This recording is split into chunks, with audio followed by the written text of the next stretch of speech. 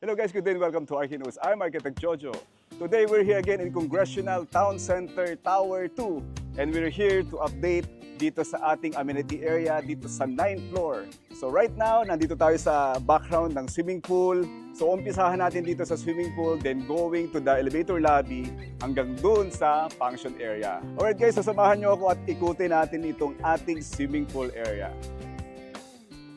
So now, itong kinatatuyuan ko, you can see here the installed tiles in random pattern. Ito nakikita nyo, meron tayong earth color na gray and also itong off-white na nilagay nating tiles dito sa ating deck ng swimming pool. And going here dito sa ating walkway, so you can see here, ito before na-discuss ko rin sa inyo itong ating railing.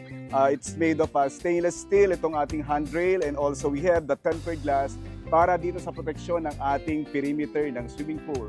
And going here, itong area naman na to, so maglalagay pa tayo dito ng cover dito sa ating trench. So later, kapag na-finish na natin to, makikita nyo yung kabuuan ng mga finishes ng ating sahig, including itong ating trench o yung overflow ng ating swimming pool. So lakad tayo. So here, meron din tayong mga provision for the lighting. We will put here wall lighting dito sa poste na to para meron din tayong accent lighting dito sa area ng ating swimming pool. And going here, ito ngayon yung finishes natin ngayon. So at least yung last time na nag-update ako sa inyo, I think it was October, month of October, I think. So yun yung last update natin. So ngayon, magpapasko na. Ito ngayon yung bago matapos yung taon, ito yung finishes natin ngayon dito sa area ng swimming pool. So dito, going here, ito yung ating area ng sand deck. Kung gusto mo mag-sunbathing, nandito yung area, sand deck area dito sa space na to.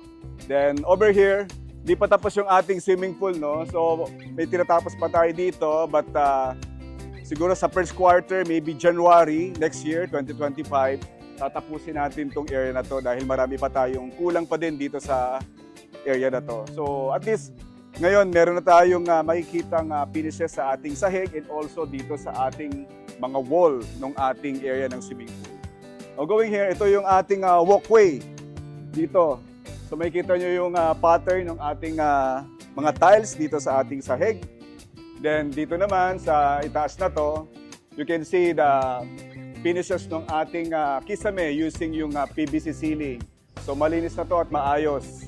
Now dito naman sa area na to, ito yung ating stair going to the swimming pool kapag maliligo ka na.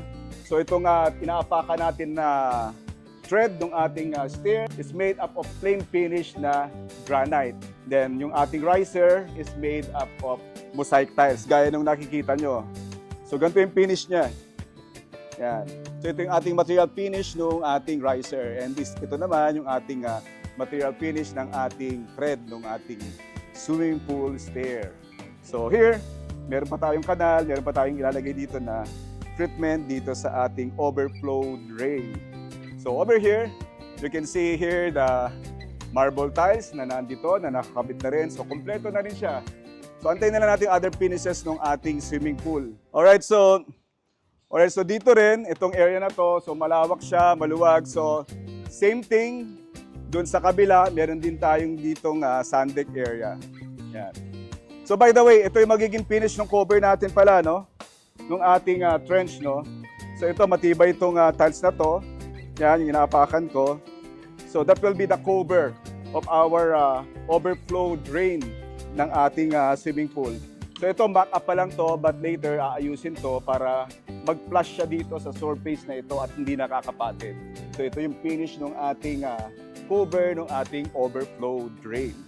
Alright, so ito ngayon yung overall finishes ng ating swimming pool area. So ito ngayon yung update natin today, December 19, 2024. Mula dito sa ating swimming pool area, dito sa ating walkway, sa ating canopy, and also dito sa exterior ng ating structure dito sa right side na nakikita nyo sa background, no? So ito ngayon yung development natin today, December 19, 2024. Alright, so napakita ko sa inyo ngayon yung mga finishes natin dito sa ating swimming pool area.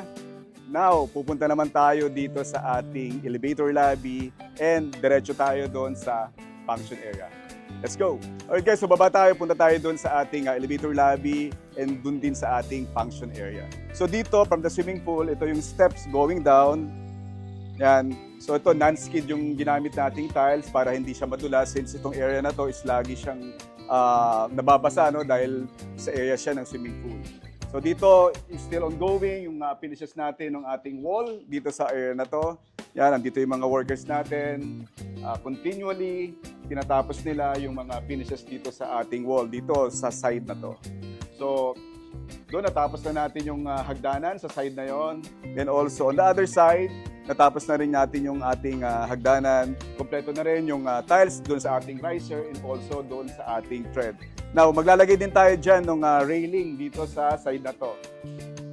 So now, maglalagay din tayo dito ng handrail dito sa side na to para meron tayong gabay doon sa mga elderly people and also doon sa ating mga kids para hindi sila madulas dito sa inaakyatan nilang hagdan. Alright, so punta tayo ngayon doon sa ating elevator lab. Ito yung ating mga worker, yung tile setter natin. Ano pangalan mo?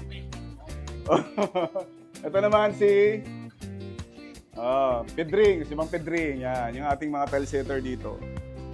Alright guys, so nandito tayo ngayon sa ating elevator lobby. Itong lobby na to, hindi pa tayo tapos dito, no? So still ongoing yung ating mga finishes and also yung cleaning ng ating area. But here, as you can see, ito na ngayon yung treatment ng ating elevator lobby mula dito sa ating wall. Kita nyo yung finishes natin dito na wood grain finish yung ating wall. And also with the combination of granite na nakikita nyo. Now, dito sa ating header ng ating elevator door, you can see here the dark na mirror na makikita nyo dun sa itaas ng ating header ng door ng ating elevator. Now here, so alternately, ito yung combination na ginawa natin dito. Ito ngayon yung kabuuan ng ating design for this elevator lobby. Alright guys, ito yung finish ng ating kisame. You can see here the installed na mga pinlights natin and also yung design na wood grain dito sa ating kisame. Same with the wall finishes ng ating elevator lobby, gaya ng nakikita nyo. So on this side, dito meron din tayong nilagay dyan na cove ceiling. So both side of this wall and in the other side of the wall, meron tayong cove ceiling dyan. Then later on, kapag na-energize na tayo, testingin na natin yung ilaw dyan para ma-illuminate yung area nitong ating elevator lobby. So overall, from this wall and the other side of the wall, ito yung finishing materials natin dito sa ating elevator lobby. Alright guys, so puntahan naman natin yung ating function area. Let's go! Alright guys, so nandito tayo ngayon sa ating function area. So you can see here all the wall finishes and also yung ating sahig. So ito ngayon yung development natin ngayon, December 19, 2024. So here, as you can see, ito yung na-mention ko sa inyo before, yung na-share ko sa inyo before. It is made up of aluminum na powder-coated na ito yung haspi niya, no? It's mahogany. No? So ito yung lately na na-share ko sa inyo, yung finishes ng ating fluted na wall. Akala nyo kahoy, no? It's aluminum powder coated na wood grain finish na mahogany. So ito yung accent wall design natin dito sa ating wall. Now itong ating fluted accent naman is may katabi siyang wall finishes din dito. So itong ating wood grain na pine. So you can see the wood grain niya, no? Yung accent niya, no? So it's a combination itong fluted na accent wall natin, then also itong accent na wood grain natin dito sa side na to. So here, tuloy-tuloy tayo dito. Now ito naman yung, actually this one is a column, no? Kaya tayo naglagay dito ng accent na treatment dito sa ating column. So you can see here, ito naman yung ating nilagay dito na accent, no? So ito, stainless siya, no? So na-stain lang siya like a pale na gold, no? So you can see the accent niya, no? Kita niyo yung color niya, no? So yan yung itsura niya. So it's like a concept of a branch of the tree. So ganyan yung profile niya, no? Now, dito sa likod niya, itong part na to, itong materials na to, is made up of marble tiles, yung nasa likod nitong accent na stainless na to. So So ito yung profile ng ating column. So every column, we have this kind of profile. So going here, so naglagay na rin tayo dito ng upward standing na aircon. So itong ilalim na to, lalagyan din natin siya ng treatment para hindi makita yung pinaka-frame niya. Now, on this side, so kita nyo yung ating windows dito, yung high windows, then also we provided dito yung awning type na window para din, ay mainit. At least may hangin tayo dito. Well ventilated itong area na to. So we provided here 1, 2, 3, 4, 5, 6, and 7 na awning type na windows. So here, ito ngayon yung nilalakaran natin na sahig. Ito yung finishes ng ating sahig dito sa ating function area. Now, ito naman, itong column na to, there's something we did dito. Naglagay tayo dito ng lighting, no? So itong nakikita nyong white, it's a lighting, LED light, no? Na naka-flash dito sa ating wall. So yan, so hindi pa lang natin siya nabuksan, but this one is, will add some accent dito sa ating column. Then we provided here also yung baseboard na tiles. So same with the finishes of the flooring, itong ating baseboard. So ito yung accent ng ating column, yung other side ng ating column. Alright, so like this one, same din siya, same profile. So every column, ganito yung ginawa nating design dito sa area ng ating function area. So here, ito yung finishes natin dito sa ating kisame.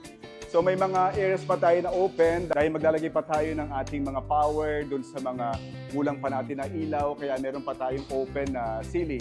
And also dun sa side na yon, maglalagay kasi tayo dito ng division. So maglalagay tayo ng support dyan sa area to separate that area to this area para kung merong small group na gagamit, meron tayong barry fold dito, merong partition, and also dun sa other side.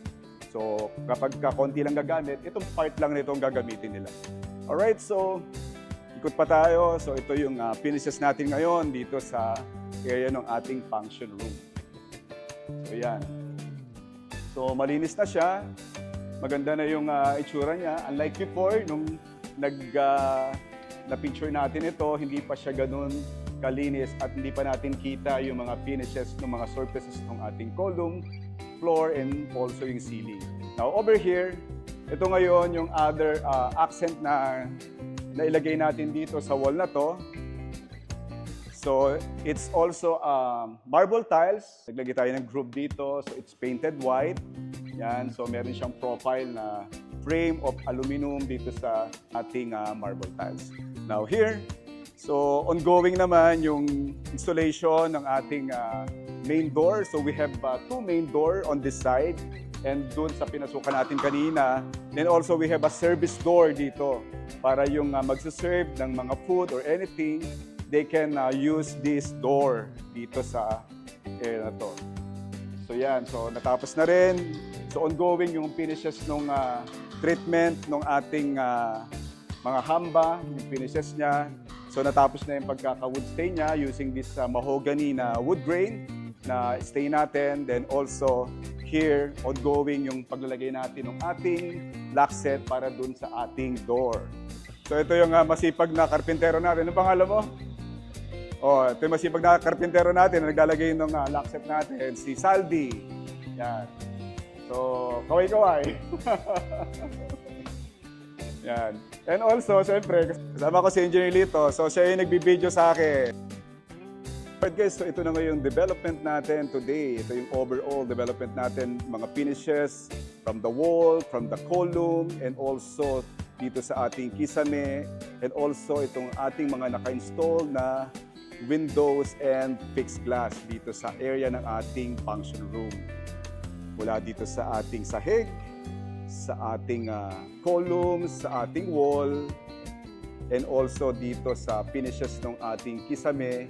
Ito ngayon yung overall development today, December 19, 2024. Alright guys, so napakita ko sa inyo yung development ng ating swimming pool area, including itong ating elevator lobby, and also itong kinatatayuan natin na function room. Ito ngayon yung overall development natin today, December 19, 2024.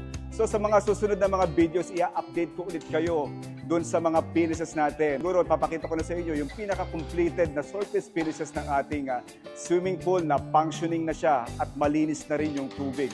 So, para mas lalo kayo ma-excite sa mga finishes nitong project na to, the Congressional Town Center Tower 2. Alright guys, so till then, I'm Architect Jojo. Joyfully sharing with you what Archie knows. Thank you very much and God bless you all.